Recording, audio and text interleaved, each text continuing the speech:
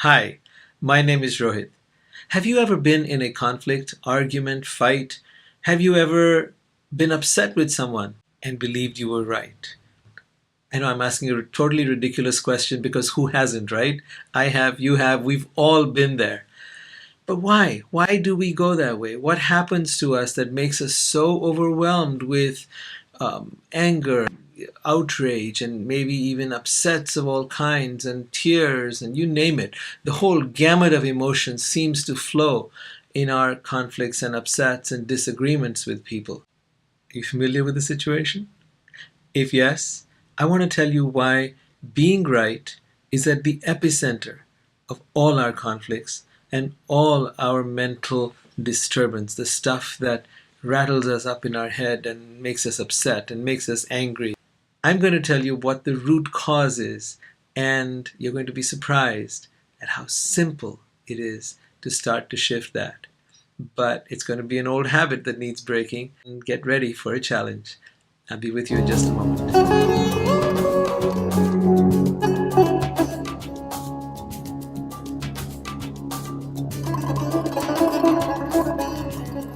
Hi, and welcome back. Something at the root of all our conflicts and all our fights and all our upsets is the word right. Whenever you think you're right, I guess you're right. But are you really? Like, how do you know you're right? Because you think so?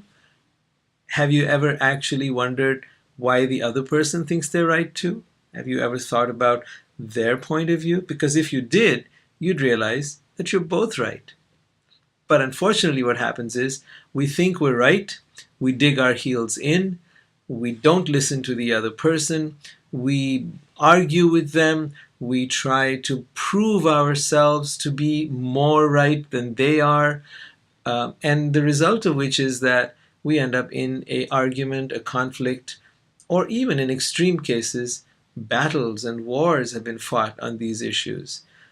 You find that taken to its extreme, this kind of disagreement or conflict or difference in views can result in what is known as fundamentalism today. The extreme version of being right is being fundamentalistic. And that means that a fundamentalist is one who thinks that their view is so right and everyone else is so wrong that they deserve to be killed. Now, a smaller version of that might be someone who hits the other person and thinks they deserve it.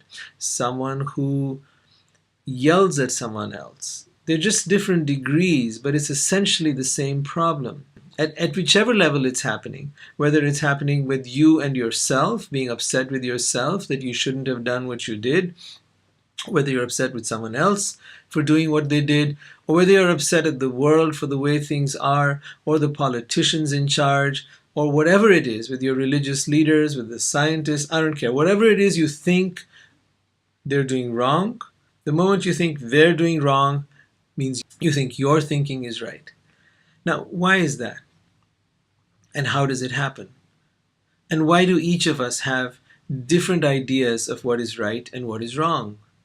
I mean, come to think of it, there were times in our social development that things that were unacceptable then are acceptable now. What was wrong then is right now. Such things, let's say, as divorce, premarital sex, transgender issues, marriage between same-sex couples. Any range of issues could be taken up and be thought of as right or wrong.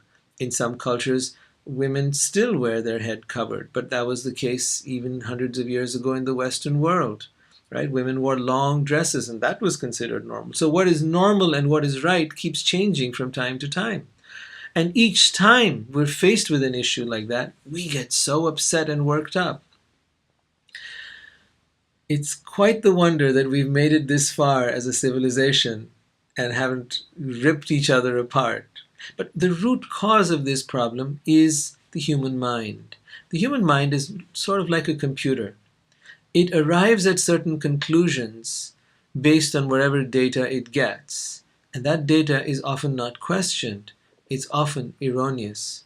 So for example, if a computer arrived at the conclusion that 2 plus 2 is equal to 5, and then if you presented it 2 plus 2 is 4, no matter how emphatic you were, no matter how much you believe that 2 plus 2 is 4, because it is programmed with 2 plus 2 is 5, it's going to come out and say, no, you got the wrong answer. Now, since computers don't fight back, they might just, give us a buzz or a signal saying it's wrong. With human beings, we will defend our position. We will defend the programming of our mind and what we have come to believe to be right. Now, whether that belief is based upon a scripture, whether it's based upon your country's thinking or your social mores, whatever it is based upon, whatever you believe is right is the cause of your conflict and your problems. Whether it's a should, and should statements are perhaps the biggest culprits. You should do this, you shouldn't do that. But how do you break all of this? By realizing that no one is right and no one is wrong. In fact, it was Shakespeare who said it long ago, perhaps a few hundred years ago, that there is no right or wrong, but thinking makes it so. Thinking makes it so. So in other words, our thinking is what determines what is right and wrong. And it is our thinking that then goes out to defend its own version of what is right and wrong. And that is the basis of all our problems. And when two people get together that have got opposite thinking, they get into conflict or become enemies even at an extreme. And two people come together that have similar ways of thinking. They think, oh, this is my friend. But our whole idea of friends and enemies is all based upon a thought. What if your thoughts were not true? What if your thoughts were flawed, which they often are and will often prove to be in time? What if you could challenge your thoughts and say, how do you know that's true? Can you really prove it? What if you were to challenge your thoughts? What if you realize that the moment you're getting into a conflict, you would step back and say, let me look at your point of view. Let me hear what you're trying to say. If you would get curious about that, if you were to then listen to the other person, that might change everything. Because now you're holding two perhaps opposing views. And these two opposing views, you'd have to find a resolution between them, because it cannot be either or, because if you're stuck on either or thinking, then you're going to be back into conflict. Either I'm right or you're right. We can't both be right. What if we're both right? What if it is not an either or way of looking at the world, but rather a both and, perhaps even more, both and instead of either or? Once you have a both and way of looking at the world, you'll find that you're able to accommodate different people's views and opinions. You will not be all upset and aggravated. Or maybe if you are initially, because your mind always has some point of view, you'll at least be open and curious about others' point of view. The result of which would be that you'll be more flexible, more considerate, more compassionate, more willing to understand, more willing to resolve, more willing to find situations that are agreeable to both, or what is called in business a win-win situation. Try it out for yourself.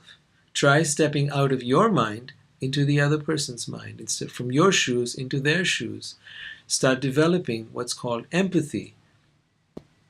And you'll find that with that kind of skill, and really it is a skill because it takes practice, it's not going to happen overnight, but with that kind of skill, you'll notice that you're able to have better, happier, healthier relationships with people and even with yourself. You'll be more at peace. You'll be more calm. You will be able to talk back to your mind and tell it, how do you know it's true? Prove it. What's the evidence that this is true? So instead of trying to be right, try and be open. Try and be curious. Instead of trying to be right, try and listen. Try to give others an opportunity to express their idea. And who knows, you might see things a different way. Now, in having said that, perhaps I'm wrong. Let's accept that. I could certainly be wrong. And if you've got a better idea, I'd love to hear your point of view. I'd love to know what you think. I'd love to know if you've tried this before. And I'd love to hear your opinions, your comments. Please write them. And if you haven't subscribed to the channel, please do. And I'd love to hear from you. With lots of love. Take care.